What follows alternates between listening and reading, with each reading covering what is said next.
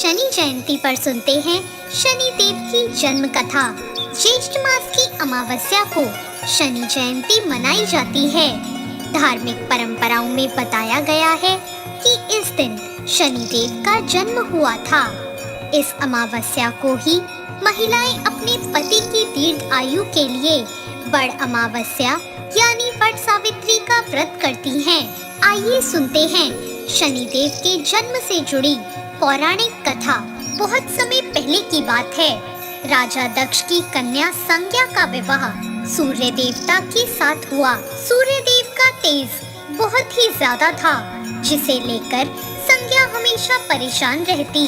वक्त गुजरा और सूर्य देव और संज्ञा की 3 संतानें वैवस्वत, मनु, यमराज और यमुना हुए।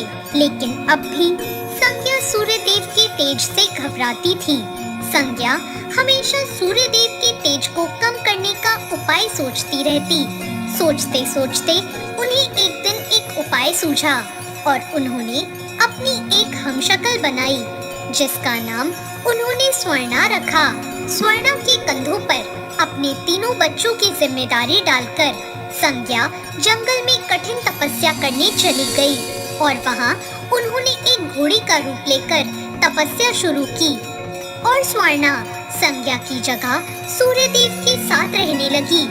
संज्ञा की छाया होने के कारण सूर्य देव को कभी भी स्वर्णा पर शक नहीं हुआ और स्वर्णा संज्ञा की एक छाया थी, इसलिए छाया होने के कारण उन्हें कभी सूर्य देव के तेज से कोई परेशानी नहीं हुई।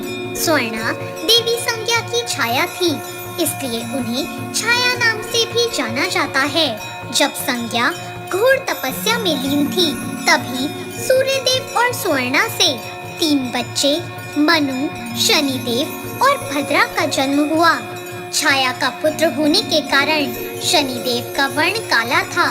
वहीं शनिदेव के वर्ण को देखकर भगवान सूर्य ने अपनी पत्नी स्वर्णा पर शक करते हुए कहा कि ये मेरा पुत्र नहीं हो सकता। ये बात सुनते ही शनिदेव के मन में अपने पिता सूर्य देव के लिए शत्रुता पैदा हो गई, जिसके बाद शनिदेव ने भगवान शिव की कठोर तपस्या करना शुरू कर दिया। शनिदेव की कठिन तपस्या के बाद भगवान शिव प्रसन्न हुए और उन्होंने उन्हें वर मांगने को कहा। शनिदेव ने भगवान शिव से कहा, सूर्य देव मेरी माँ का अनादर करते हैं, जिस वजह से उनकी माता को हमेशा अपमानित होना पड़ता है। उन्होंने सूर्य देव से ज्यादा शक्तिशाली और पूजनीय होने का वरदान मांग लिया। शनिदेव की इस मांग पर भगवान शिव ने उन्हें 9 ग्रहों का स्वामी होने का वरदान दे दिया और उन्हें सबसे श्रेष्ठ स्थान प्राप्त हुआ।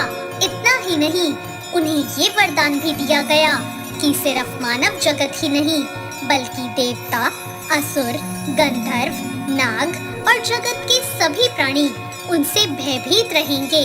तो ये थी शनिदेव के जन्म की कहानी। आपको ये कथा कैसी लगी? कमेंट बॉक्स में जरूर बताएं।